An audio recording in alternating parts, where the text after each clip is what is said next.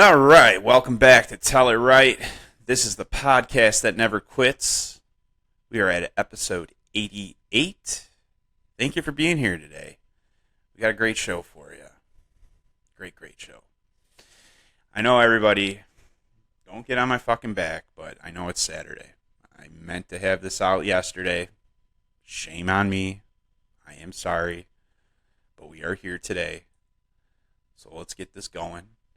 But before we start, I want to make sure you hit up www.tellitrightpodcast.com. I want you to get some merch. You can't go wrong with a Don't Step on My Chode shirt or a Yeah, sure, or just a straight up OG Tell It Right shirt. Christmas is around the corner, people. I'm just saying. You can't go wrong. Your monies will help this dumpster fire get better. I promise you that. And maybe, and just maybe, we can upgrade to a regular dumpster minus the fire. That wouldn't be so bad, would it? I don't think so. I don't think so at all. So, yeah. But how are you guys doing today? I hope well. I hope very well. Please drop me a comment. Let me know how you're doing. It's important to me that I know that the community is doing well. So please let me know. I would love it. As for me, thank you all for asking. I greatly appreciate it. Man, do I have a fucking pointless story for you guys today. I do, and let's get into it. So, you know when you get Chinese food or you go to Panda Express and you get that fortune cookie with your dinner? Okay, well, I think we can all agree that the fortune cookie really brings no fortunes, and really they're just bad advice. I mean, wouldn't you agree? Anyways, I get mine, alright, and I open it, and I read it, and then it reads as following. Travel often to see the world. Okay. So, no brainer, right? If you want to see the world, you got to travel often. All right. Thanks, Captain Obvious. I get that. Honestly, for advice, that's pretty shitty advice. And it's not even a fortune. That's what I'm getting at. Like, fortune cookies are terrible. They're just shitty advice. And, like, I was just, like, thinking about it. Like, I think I'd rather see a message that says, like, stop being a fucking pussy or eat these nuts in a message. Because I think, honestly, I would be a lot more motivated to change my life if I opened a fortune cookie and saw that. Instead of, if you want to see the world, travel often. I don't know, people. I don't know. But let me know what you think in the comments. I know it was a terrible story, but I wanted to share it with you because I think there's a good point to it. So let me know what you think about fortune cookies. I won't get into it. But anyways, people, I want to get back to the frickin' roots of Tell It Right. And when I created Tell It Right, my one goal was to get deep into movies. And that's what we're going to do today. It's still on, and we're going. We ain't even been to the Bronx before. No sweat. This conclave is going to be a real big item.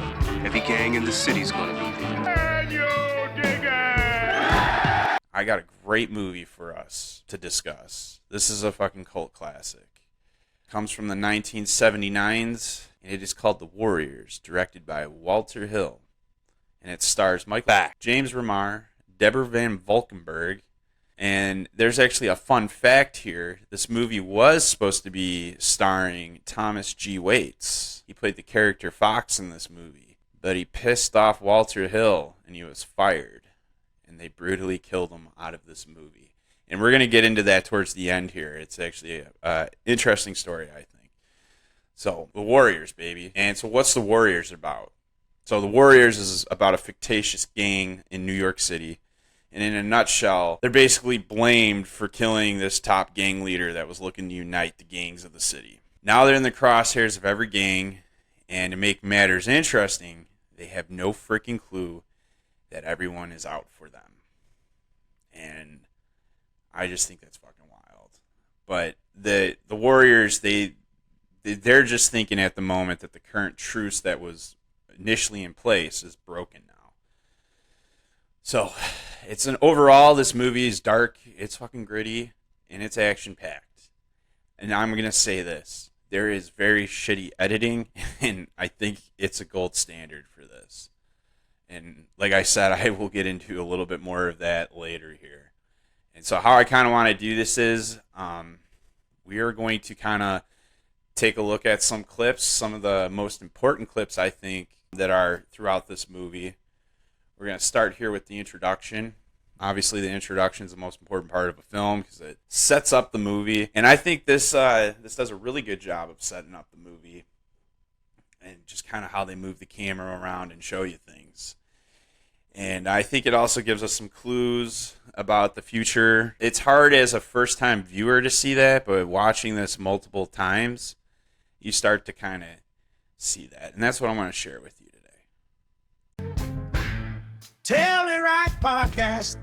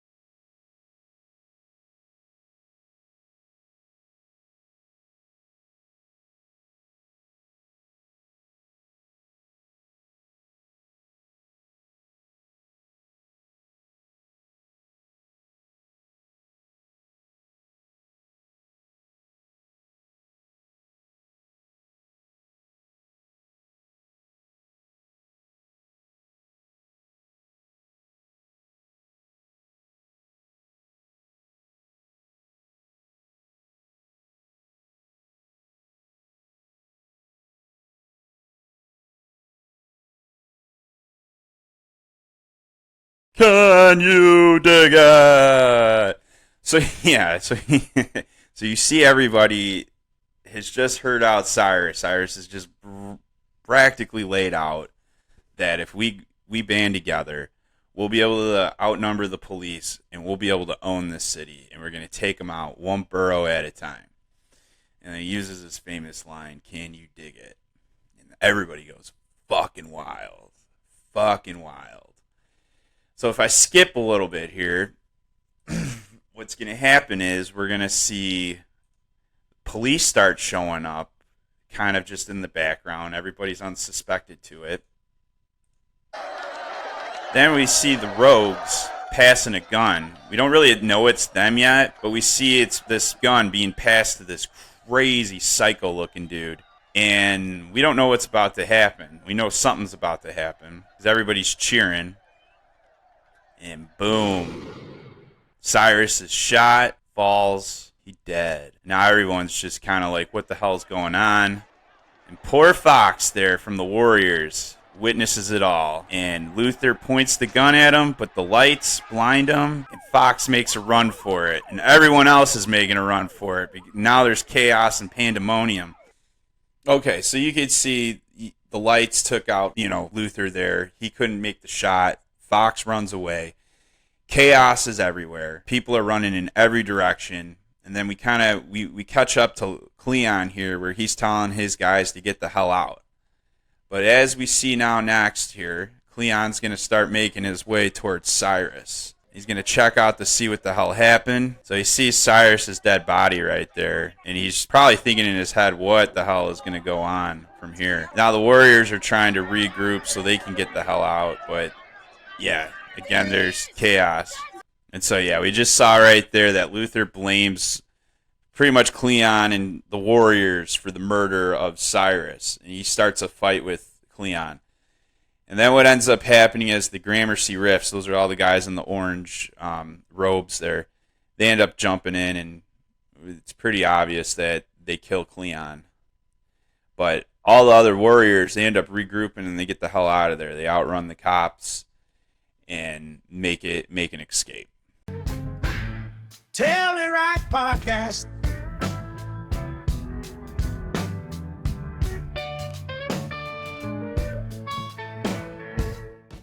So let's get into the cemetery scene. This is going to be the next scene after this. This is where they escape and regroup. I love the cemetery scene here because I think there's some very bad editing. These guys look like they just ran through a rainstorm, but there's no rain. It looks completely dry, but like they just look drenched. Everything about them is drenched. Their jackets, or their vests, their hair, their faces. At first, I thought this was just like exaggerated sweat, but I think they anticipated on having them run through the rain and then cut it out. I don't know. But this is going to be the part where Swan takes leadership. Michael Stark. Sorry, he takes over, and Okay, what are we gonna do now? We're going back. right now the gang is trying to figure out what to do, and Swan's taking the leadership because he is what they consider the war hawk. So that would be like a lieutenant, second in command. And so right now they're in the Bronx, and they got to get to Coney Island. And Coney Island's about 30 miles from the Bronx. So they're going to have to trek all the way from where they're at now all the way to Coney Island. And between all of that are just gangs where they're uncertain what's going on, if there's still a truce, and if they're going to even make it. So that's pretty much their only goal right now. And right now Ajax is kind of fighting with Swan. He wants the leadership. He's jealous. But everybody kind of steps in and, puts Ajax in his place and says, hey, he's war leader. So back off. What else did I want to bring up in this? Actually, that's about it. this is basically now they have stepped over from the normal status quo where they were all going to be united, and now they're stepping over into the realm of chaos, where now they're on their own, and they got to figure out how they're going to make it alive. All right, so now you're cut into a scene where we get introduced to the Gramercy Riff, who Cyrus led originally, and now there's a new person running it. I believe his name's Mossy. They don't really name him, but that's what his name is on the credits. And he's the lieutenant. He's now taken over since Cyrus has been killed, so he wants to know who the fuck the Warriors are, and he practically wants their heads right now. But as he asks who the Warriors are, nobody really knows. And I think that was a big thing for Cleon. He wanted people to know of the Warriors. There was a scene I didn't show you in the intro where it cuts between Cleon and this really afro-haired guy named Rembrandt. Well, Rembrandt's the guy that tags everything. So he takes the spray paint and he puts the Warrior logo everywhere. So they know, so people know the Warriors have been there. So that's what he was kind of telling them. I want you to tag everything. I want them to know the Warriors were here. So that kind of is ironic to this scene where they don't know who the Warriors are, but they want their blood because they found out that, or because to their knowledge, they killed Cyrus. What I think is really interesting here is the DJ, because they put the hit out through the radio. The DJ gets on the mic and says this cryptic message that tells all the gangs in the city, hey, watch out for the Warriors. Go get them because the Gramercy Riffs are looking. What I also like is this here where she puts the music on and it's nowhere to run, nowhere to hide. Basically using music as this intimidation factor, like we're coming for you. So what I think is cool about that is it reminds me of the Cowboy Bebop, if you were ever into that anime show. Every time on Cowboy Bebop, they would put a bounty up there because it was about bounty hunters. And so they would have this crazy, I don't know. It was this weird, rodeo music hour thing. But it was really, hey, we're letting you know that there's all these bounties out there. And this is where they were last seen. Anybody out there, if you can get them, this is the price tag. So it was kind of similar to that. I thought it was interesting. And maybe that's where Cowboy Bebop got their idea, because this movie obviously came out way long before Cowboy Bebop did. So, but I think that's an important part of this movie, because you're going to see this throughout the movie. Every time the Warriors defeat a gang, the message gets back to the Gramercy Riffs, and another message is put out on the radio to let everybody know, hey, they're still out there. So I thought that was cool. Let's skip a little bit ahead in the movie.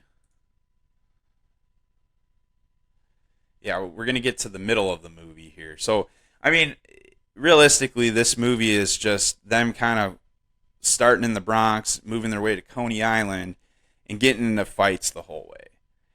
So it's a lot better to just see the fights instead of fucking explaining them like I'm probably doing here. But in the middle of the movie is basically they fought a few people at this point. Now they're at a train station and they're trying to get home. However, it was the orphans. They just got into a fight with the orphans, and they were running away from them. They were chasing them for a bit, but then by the time they get to the platform, all of a sudden they look behind them, and there's nobody chasing them. And so they were kind of concerned, why is no one chasing us if we were just being chased? Because I think Vermin says something like, why are we running? Because there's no one behind them. Well, I also think this is a bad cutscene, too, at this point, because they all get on the train, and that train the door closes, and then they're at the 96th Street station. The train moves on, but then there's a cut where I think it goes to Luther, and then maybe the Gramercy Riffs again, but then it comes back to the Warriors, and now the train stopped and the doors are open, like they never moved. So I'm not sure about that one, but it was interesting. But I wanted to piggyback on something I mentioned in the beginning about the train being a place of safety. So, right what I just explained there, the train in itself I believe is the symbol of safety. But I guess to be a little bit more clear, I think a moving train is the sign of safety. Because every moment up until now, every time they did get into a train, and as long as the train's moving, they're safe. Nobody finds them on the train while it's moving. Nobody starts fights with them on the train. Basically, when they're on the train, they're safe. But now that they're at this 96th Street station, and I just explained that bad cut, well, now they are stopped, and they're getting nervous because why is the train stopped? This shouldn't, Swan's trying to calm them down, like, shut the fuck up, it's going to move again. But it was stopped because the police were looking for gangs, and that's why nobody was chasing after them, because they were probably either avoiding or they ran into the cops, the people that were chasing them. So what happens is a cop comes up to basically the car they're in, and then they all just scram. And what ends up happening is they all get split up. And this is kind of a bad part for them because they're kind of coming up all to this is we got to stay together. The only way we're going to survive is we got to stay together. But in order to escape the police, they had to kind of split up and throw them all for a loop. So Swan, Ajax, Cowboy, and Snow, they escape the station and they run, but they end up running into the Baseball Furies and get into a huge fight. Cochise, Vermin, and Rembrandt, they actually catch a train outrunning the police, and then they head over to Union Square.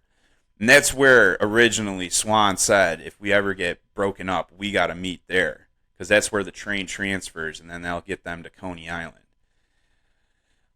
So, yeah, basically Cochise, Vermin, and Rembrandt catch that train, but at Union Square, they end up meeting a lady gang called the Lizzies.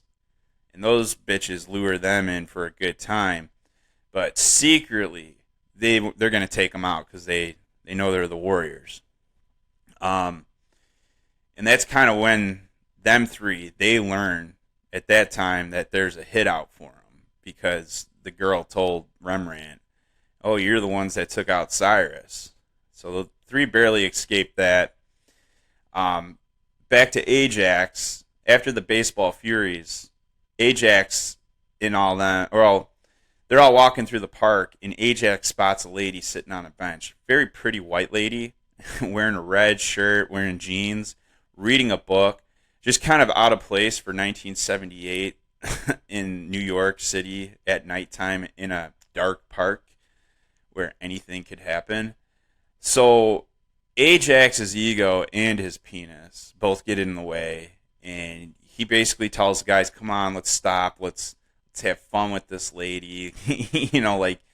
Basically like women are just there to grab them and have sex with them. It's so kind of disgusting if you think about it. But Swan's like, we don't got time for this, we got to keep moving. And Ajax is like, well, forget you guys, I don't need you. And he goes to the lady, and she's secretly a cop that cuffs him after his aggressive kissing. Jesus Christ. She fucking cuffs him to the bench, and then he gets arrested. And so from there on, they lose Ajax. Then we go back to Fox. I mentioned him a few times before because he had a big deal with this movie, and he fucked up, and they got rid of him. Or they cut him out. He was supposed to have a better role in this movie, but Fox and Mercy. So Mercy is a chick that they pretty much met when they ran into the orphans, and she she's a prostitute that hangs out with them, and so she kind of leached her way with the Warriors. Now she's kind of hanging out with them at the moment. Well, Fox and her were split up, obviously, from everyone else. And they end up running into a cop where Fox ends up fighting him. And this is where the director kills him off, because then they get into a wrestling match, and the cop literally launches him off right before the train comes, and he brutally dies. Now, we don't see any body parts or anything because it's 1978, but he brutally fucking died. So whatever happened behind the scenes, I'm going to have to look into that more. Yeah, this guy didn't like him. And I'll get into a little bit more. I have some examples of where I think this movie could have been if this Tom Waits, who played Fox, actually had the role. So we'll get into that here. But he's dead. Mercy's kind of on the run now by herself. Now, also, Swan leaves Cowboy and Snow. And the reason he leaves is because they want to go back and help Ajax, because they're having a bad feeling they shouldn't leave him behind. And obviously he got arrested.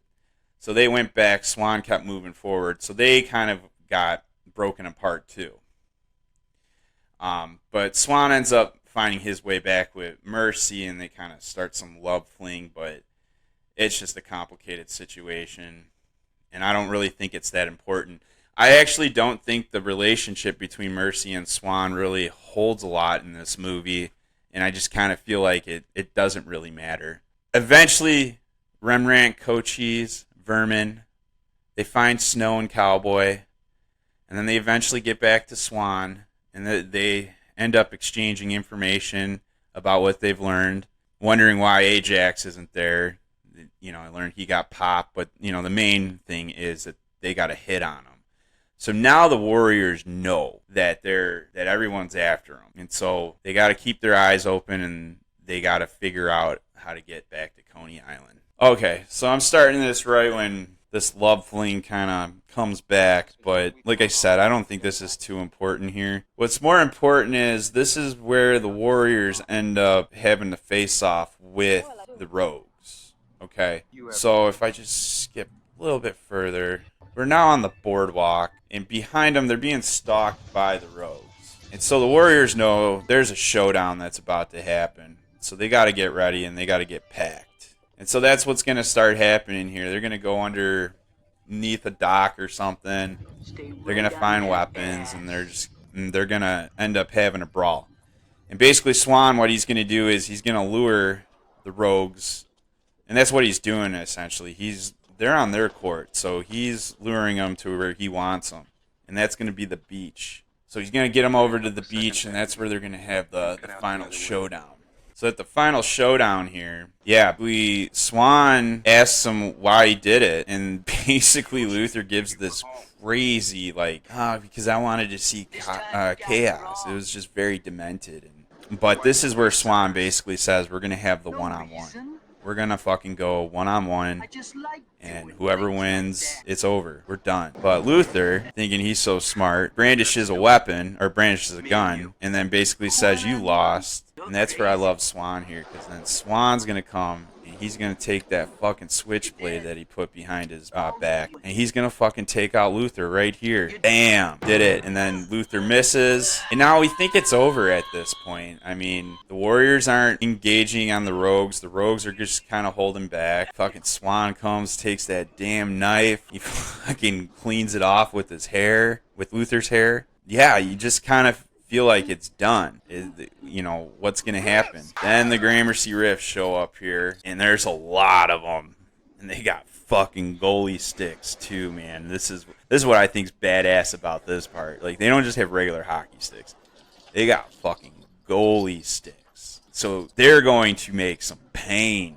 There's going to be some pain here. But I love this, because this is where, the Gramercy Riffs before this scene had gotten information that the Warriors didn't do it. So now he's coming to compliment Swan and the Warriors, tell them that they're pretty good shit. Swan's just basically like, we're the fucking best. At this scene, this is where the Gramercy Riffs give the Warriors the pass, and they're like, we don't need you, we found what we're looking for, and that was Luther. Warriors walk off into the sand, and then Joe Walsh starts playing. It's fucking glorious. Oh, I forgot, the DJ's gotta play it. But still, man, what a way to end off the movie. You got the shit pounded on you. The sun's up now. You're home. Now it's time to go and relax. Joe Walsh playing in the background. So, I don't know, guys. I fucking love this movie. It's terrible in the sense of editing, and even the storyline might be a little fucked, but I think it's a good movie. And so I got some things here in the conclusion to talk about. Tell It Right Podcast.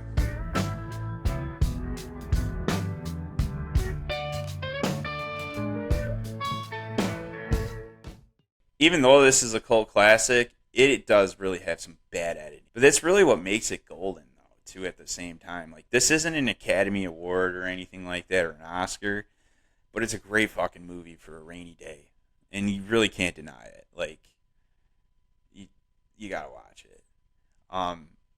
What I wanted to get into, though, is with this character, Fox, or played by Tom Waits. And, like, as I mentioned, there was some kind of rift between him and the director, but Tom Waits was supposed to be the star of this movie. And, you know, after learning that and watching that, I see subtle things that make it look like in the beginning that he's going to kind of be the focus of this movie. But then after a certain point, it's focused on Swan, Michael Stark's character. So one of the first examples is like that scene where he witnesses Cyrus being murdered by Luther. So like it was weird because you're watching that scene and the camera starts following him. He just decides to walk off.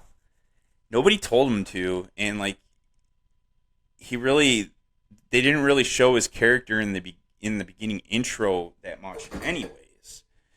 So it's just kind of weird that this random guy in, you know, the gang is being focused on. And then he witnesses the shooting. And so that's what kind of drives me nuts about that is he witnessed Luther shooting him. But this whole movie, they have no fucking clue what happened. So that, you know, that's like my first red flag there is, yeah, that this guy was supposed to be the star. But they cut so much shit out that I think they would have known in the beginning that Luther and the Rogues, and I think the point would have been is to try to find them, and then they end up running into them in Coney Island. But yeah, they cut it up really weird, and it was never mentioned. So I felt that was incredibly weird, and I feel that was important to bring up. Now, I'm in between on the cemetery scene. I still kind of feel like there were some shots that were about to make Fox come out with a huge speech or to let everybody know what happened, but the camera ends up going back to Swan, and Swan is the one that does take the lead in the game. So I'm not sure with that one because the way they were shooting the cameras, they were really just doing close-ups on everybody. So that would be really easy to make some edits around. Like, you could take out a bunch of dialogue that makes sense and then kind of reshoot and put some other dialogue in with it to make it make sense in a different way. And that's what I think they did. I think Tom Waits originally was supposed to have a scene where he kind of brings the gang back together right there to set out for Coney Island. But since he got in a fight with the director, you know, that was that. They killed him off. So, and then also at the cemetery scene, I was saying that earlier, dude, they were drenched. Everything was drenched. So there is a scene in this movie that comes after the cemetery scene where they're actually running through rain. And there's no dialogue really over there except let's go get them. And I think that's what I think. I think the cemetery scene was a reshot scene. I think originally it was supposed to be a rainy scene. And then they were going to leave that cemetery and then they were going to go and, you know, take out this gang or whatever, or get into a fight with another gang. But I don't know. It's interesting. I'd love to hear your comments on that. Let me know. You can jump on www.tellitrightpodcast.com, go to the comment section, or just right here on YouTube where you're watching this. So I'm trying to think throughout the rest of the movie. I mean, yeah, like I said, I think there was a lot of symbolism with the train. As long as that train's moving, they were safe. When it was stopped, that was probably when they were in the most danger. Now, the subway stations themselves, I feel like acted as hubs for chaos or hubs for attention and getting into fights. So like it would either be right before getting to a station or at the station or right after leaving the station. Would be times when they would engage in fights and whatnot. But then as that train was moving, that was just the only point that they never actually fought people. It was a place where they could be safe. As I said, nobody would come up from another car and try to start shit with them. They were in a safe place. So, and then again, the Coney Island Ferris wheel, the symbol of home. So in the beginning of the movie, you see that as a dark, basically you only see the light, it's only lit up, and everything around it's dark because the sun's down. But now they're back, and it's the morning, and the sun's up, and that's kind of the first thing you see when they get off the train, is they're back to Coney Island. They're home again. So yeah, it's a very interesting movie. I recommend watching it. I rented this on Google Play. It's only $3.99. It's a 4K version. You can buy it for $14.99 on Google, so go ahead. I have no affiliation with Google, by the way. That's just the place that was most convenient for me to get this movie. So, but other than that, guys, that is Tell It Right. That is the podcast for tonight. And I appreciate you showing up. I hope you enjoyed it. I hope you made it this far. Leave me some comments. Let me know how we can improve. Otherwise, leave some comments on some movies you'd like to hear about, and I'll go ahead and dive deep and discuss some things that I feel are important about them. But yeah, other than that, check out www.tellitRightPodcast.com. Get some merch. Again, Christmas is around the corner, people. Get that chode shirt. Give that to your best friend. Give it to whoever. Give it to your mom, your dad, your grandpa, your grandma. Nobody needs their chode stepped on. And that's the movement here. Don't step on my chode. Hashtag no chode stomps. Thank you. Have a great night. Tell It Right Podcast.